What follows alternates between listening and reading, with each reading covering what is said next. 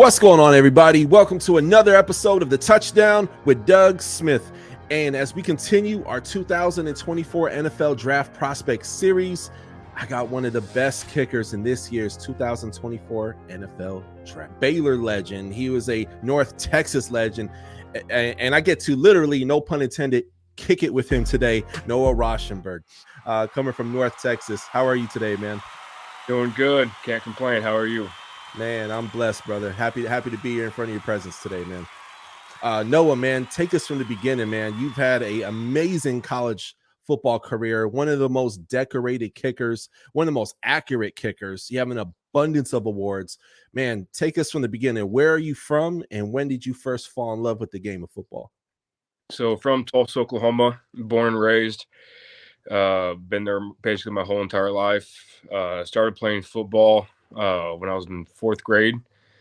Didn't really take it serious or didn't know I could go somewhere with it until about junior year of high school, sophomore year of high school. About then, that's when I started going to camps and stuff like that, and getting ranked as a kicker and stuff like that. Trying to get recruited. Recruiting in high school was kind of slow. Since I was kind of very late into the scene, not a lot of people knew about me. Yeah. Really took off until basically almost after my senior year. Kind of that January period, kind of what we're in now for those high schoolers, kind of after their senior seasons, when kind of things took off. And was lucky enough to get a full scholarship to Baylor. Was there for 4 years. Kind of didn't work out the way I thought it would at first. Just did kickoffs for 4 years. Had an amazing experience. Kind of wouldn't change it for anything. And then kind of finally decided it was time for kind of new change of scenery and stuff like that, and a new change. Decided to go to North Texas to kind of showcase what I know I could do. And now we're here and hoping for the next opportunity. And you had mentioned like the first couple of years were kind of rough at Baylor. What had happened, and how did you ultimately overcome that? I mean, my freshman year was brought on to do field goals and kickoffs. I knew I was going to compete for the field goal spot. I pretty much knew I had kickoffs pretty much on lock. That's kind of my specialty that I'm good at, like more than most people, but knew I had to fight for the field goal spot, but wasn't really mentally mature yet for it. Yeah. And kind of would kind of spiral into it, kind of a downward spiral. And not make kicks, and it was just kind of that freshman mentality and stuff like that. Kind of I knew everything, and so probably got beat out freshman year. Sophomore year, there wasn't really a competition. We had a brand new coaching staff that came in, and there was no competition at all. And the guy who was a starter the previous year was just automatically a starter, which hurt me a lot because I kind of knew that I could help the team in that aspect, and just wasn't given the opportunity. And then junior and senior year, was told if our guys are struggling that you're the next guy up, but got skipped for another guy because he had more game experience, even though I probably had better stats like during the fall camp and stuff like that. And so I think that was the main reason why I decided to leave, is just because I knew I had to go somewhere else to showcase what I know I can do. Man, I love it, man. I love it. And thank you for sharing that with me, man. A lot of times we hear about all the glitz and the glamour, but they don't realize, man, to get to that mountain, man, it took a lot of hard work, man. So kudos to you for sticking to the script and conquering odds, man. It shows in your stats and all the great things you've accomplished, man. I wouldn't change it for anything, because I learned a ton from it. And it's kind of just made me who I am today, and like how I kind of pride myself in and what I work and how hard I work and stuff like that. Everything was learned from those hard experiences and kind of all that adversity. Man, that's amazing. That's amazing. And man, that adversity makes us really who we are, man. That leads me to my next question, man. What inspires you and what motivates you in life? I mean, it's really my family. Like, they've given me anything and everything I could ever think of. My parents drove me to every single camp I went to, paid for every single camp I went to. The coolest thing I think ever, they've been to every single high school and college game I ever played in. Like, Wow. flown to West Virginia. They've flown to Florida. They've driven to Iowa, New Orleans, all that just to watch me play. And it's something I probably took for granted earlier in college, but now that it's been a complete blessing. Like I know some people don't have the same opportunity as me or the same kind of blessing as that. And so it's like I basically work hard and do everything that I can just to make them happy and make them proud. Man, that's amazing. And shout out to your parents, man, Mr. and Mrs. Rauschenberg, man. That's beautiful, man. It's crazy. I think a lot of kids, man, I know myself included, man, growing up, it's mom and dad do stuff for you and you don't appreciate till later, like, oh man, I was a real pain in the neck, man. So it's usually how it goes, man. You had mentioned, like I said, you had ultimately lost your position to a more decorated, a more experienced kicker. Man, do you ever feel even today that you have like a chip on your shoulder? I mean, I always try to have one. Like I've always been kind of, uh, I wouldn't say underrated, but kind of late onto the scene and stuff like that. Like not a lot of people like knew who I was or know who I am and stuff like that. So it's just like, kind of that mentality of just put your head down and get to work, and kind of everything will come to fruition at some point in time or later and something like that. Um, and so it's just kind of going into that mindset of just knowing that may not show now, but later in the future, everything will work out for the greater good. Yeah, absolutely, man. Absolutely. I want to ask, man, like you're super accurate. You've had this crazy long streak of very accurate kicks. I want to say last year, correct me if I'm wrong. I think you hit 84% of your kicks. Does that sound about right? Hmm. Man, what does an average day look like? The moment you wake up, you eat your Wheaties, or maybe you don't eat Wheaties. The moment you wake up, man, what goes into the hard work that makes the success that you have today?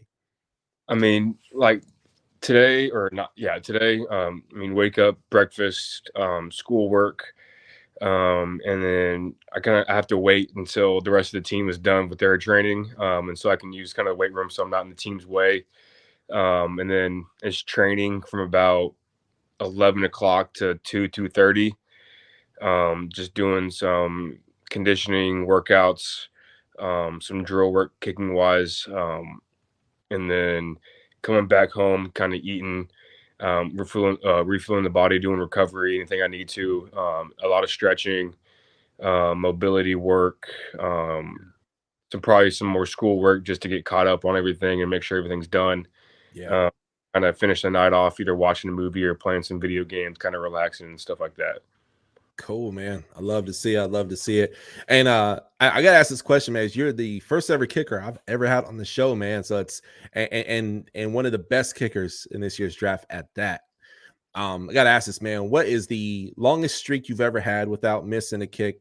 And then also, what's the longest field goal you've ever made? Ooh, longest. I don't even know. I know during practices there was a couple times that went about a week or two Mhm. with the kick during practices. In game, I think it's only like 8 or something like that. Not too impressive. I know there's a lot more longer than that. And then longest field goal, in game, I hit 54 in high school. Mhm. Haven't really attempted anything for that since then. In practice, I hit a 71 this past year. 71. My goodness, man. What was there extra wind in the air, or were you going against the wind? Was it elevation or Probably wow? here in Texas, so probably no elevation, but there was probably about 15 to 20 mile an hour wind at my back, which helped quite a bit. But Yeah. Hey, that's still very impressive. And without wind, you probably would still been in the 60s, man. So yeah, to see how many like awards you've gotten, man, and all you've accomplished, man, it's super dope because I guess it's fair to say you have definitely not hit your ceiling yet, man. I hope not. I hope there's more coming. So Yeah. Very cool, man. What is it going to feel like, man, when your name is finally called on draft day, man? Kickers, we've seen them go really early, right? Tampa Bay Buccaneers, they got a guy a couple years ago, second round, right? And we've seen guys who are go on to dang near have Hall of Fame careers who are UDFAs, right? So it really varies when it comes to kickers in the draft, man. But what for you, what is it going to feel like when your name is finally called, man? I mean, it's going to be a true blessing. Like it's something I've dreamed of basically my whole entire life. It's something like as a kid, as a fourth grader, fifth grader, even high schooler. That's like the main goal that you have as a football player is to hear your name called or to get a call from a team, uh, get signed. And it's just going to be a true blessing that kind of all the work that I put in, all the kind of the sacrifices that parents have put in have all been worth it. And then it's time to get back to work to get 1% better every single day and kind of make the most of every single opportunity that's given to me. Man, I love it. I love it, man. And who are some of your favorite kickers in the NFL, and what is it that you like about the way they kick? So my idol in kicking is Vinatieri, uh, Oh, because growing up, I'm a Patriots fan. That mhm. was my growing up.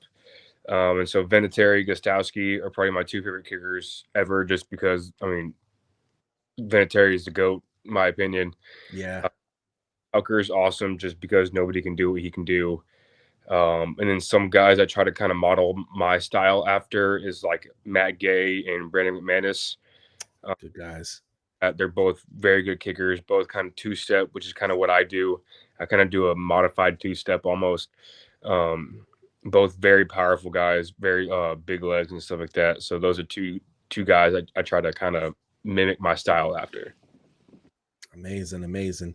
And I always love learning about, like, for example, we saw, and I gotta say how pathetic it is, man, the kicker for the Bills, he had missed a kick. And to see this guy get death threats and him have to remove his social media. And I grew up actually a Miami fan, fun fact. And my heart breaks, even though he's a Bill. Like, it don't matter what team you play for. It's like, man, the pressure that's on kickers is equal to that of a quarterback, or maybe even sometimes worse, right? Because people, they like, oh, you just got to kick him, that's it. No, like, there's a whole science. There is a science in capital letters to it, man. There's, there's different strategies on how to do it, man. But you got the wind, you got elevation, there's different things and whatnot. This field goal, you kick it different than you would, a 50 yarder, kind of thing. It's all very different, right? But in the past, when you have, and every kicker, right, it don't matter, every single, even Vinatieri has missed field goals, and for you it's very rare, but or extra points, what have you, like, when that has happened, like, what's your mindset, and how do you get out of that funk? Because it seems that some kickers, not saying names, but some kickers in the NFL, they get into a funk and it's hard to break. Like, for example, 2 seasons ago, a kicker for the Dolphins, he went like the whole year of just, it was ugly. I'm like, this guy, he won't last the end of the season. They kept him and he crushed it all this year. He barely missed any kicks. So for you, man, how would you get out of a funk like that? I mean, it's basically just like if you're in a funk like that, just getting back to the basics, kind of Yeah. playing like as a kicker, being doing it for this long, you kind of know what makes you hit a good ball. And you just kind of have to go to the basics and go back to what you know makes you hit a good ball and just do that on repeat. Um, and then it's always just that next opportunity. You kind of have to forget what just happened. Yeah. Baseball pitcher's giving up a home run, and you have to move on to the next kick. And so it's just like remembering like what you did wrong, almost like acknowledging it and then forgetting about it and moving on to the next kick and repeating in your mind the things that make you hit a good ball and just repeating those over and over and over again. And then you just got to let go and let your body know how to do. And hopefully it goes through those uprights. Man, I love it. I love it. And you've had a lot of special moments, man. Do you have like a one that sticks out over the other, or a top three, or a favorite one? I mean, I have to go with our senior day. My very last game of my college career was lucky enough to hit a game-winning field goal for our team.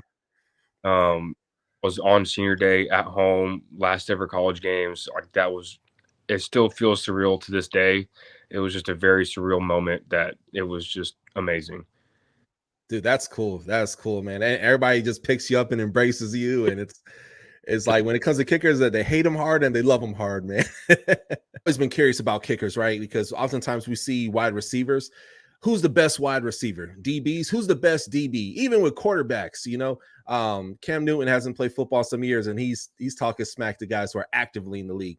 Yeah. Is there smack talk amongst kickers? Like, what's the banter like, man? I mean, there's really not banter. I mean, we're all pretty much friends. We're all kind of in that group. I know some of the guys in this draft class I'm in now. Like we kind of all grown up together, went to the same Mhm. camps in high school, went all through college together, kind of played against each other, and now we're kind of going through the same process over again. And so like we have group chats with each other. We talk to each other all the time. Whenever we go to camps, like we're staying at Airbnbs with each other and stuff like that. Like it's all like we're really good friends and stuff like that. Like maybe on the field, there's a little bit of talk just to try to see who's better and stuff like that. Yeah. Uh, Outside, we're all just really good friends, just hoping the best for each other and hoping everybody makes their kick and not hoping anybody misses it. And so, because if somebody else is better, just makes us better and just kind of get stacks on top of each other and makes it the best we can be. Man, I love that. That is so awesome to hear, man. What was your aha moment where you realize, like, hey, man, I'm not an average kicker, man. I'm pretty darn good at this skill position. I could potentially even go NFL one day. There's a major possibility, right? What was your aha moment where you realized that? Well, I mean, so I played soccer. My first sport I ever played was soccer. I think that's pretty much every single kicker. Started out playing soccer like when I was 3 years old. Mhm. And then I stopped playing soccer probably when I was 17-ish, about sophomore year of high school, because I knew I could probably go. It'd be easier to go to college through football. Um, and like even like throughout high school, like I was always told like you have a really strong leg, like your leg is ridiculous. But I think like the very first ever aha moment that I had was my freshman year of college. Um, I think we were doing like a kickoff period or something like that, and there was a couple of scouts I know watching some of the other players on our team. And after the practice was over, I remember one of our coaches came up to me and said we had 3 or 4 scouts come up to me and ask me who you are, because they're Wow. like we've never seen a leg like that and stuff like that, and that kind of just blew my mind. Uh, so it's that was probably the first aha moment where it's like, oh, I may actually have a chance to go to the next level in a couple of years. Man, and what I love about you, man, you're super humble, bro. Like I've seen a few cocky kickers. There's not a lot of them, but there's a couple of them out there, man. And you're very, very humble and grounded, man. And I love how like, and you just we have not seen the best of you. Like you're growing and getting better. You hit a 71 yarder recently, right? That's fantastic. You go on these super embarrassingly long streaks of just knocking them all down in a row, man. And I love that about your game, man. Are there any parts of your game that you're hoping to improve on, or maybe some areas of opportunity, or maybe just sharpen a little bit going into the draft? Yeah, so I've been doing a lot of training recently and stuff like that, just trying to improve that consistency aspect of it, and kind of narrowing down my spray chart. And so, kind of hitting more of those mishits going straight and stuff like that. So it's all just a very like fine tuning technique and stuff like that, just to kind of improve the accuracy. And then kind of having those mishits because you're not going to hit an A ball every single ball you hit. Mhm. Um, it's getting that B ball and that kind of B minus ball to go straight and go through the post. Man, I love it. I love it, man. And then one of my last questions here, man. NFL teams doing abundance of research on every single player, from talking to coaches, neighbors, you name it, even watching videos like this, man. What's something you want NFL teams and NFL scouts to know about you that perhaps they may not know already? I mean, I'm very much of a like kind of an introvert. I mean, not gonna don't do much to get in trouble. Always just gonna put my head down and work, kind of no matter what the circumstances is. Um, and just gonna try to be the best person I can be, best player I can be. Hopefully, the team likes me enough to give me an opportunity. Man, I love it. I love it. Noah, thank you so much for taking and gracing us today with your presence, man. You're an absolute humble beast, a college football legend. You've done so much great things. And as you mentioned yourself, and I see it too, we have not seen your ceiling yet. And I'm so excited to see what you do on the next level, man. Well, thanks for having me. Appreciate it. Absolutely, man. Before you go, any shout outs, man? Shout out to my parents for giving me this opportunity and helping me through everything. I love it. I love it, man. And ladies and gentlemen, comment below in the comment section. Let us know how this interview made you feel. Also, go in the description. I'm going to have all social media stuff down below so you could give him a follow and get inspired. And look, man, he ends up on your team. expect for him to win a lot of games for you, man, because he's done it in the past and he'll continue to do it again because we have not seen his ceiling yet. Thank you so much again, Noah. Thank you again, Touchdown Nation. Thank you for watching another episode of The Touchdown with Doug Smith, where we have exclusive NFL content and exclusive NFL interviews. Be sure to hit that like and that subscribe button. Follow us on social media. See you on the next one.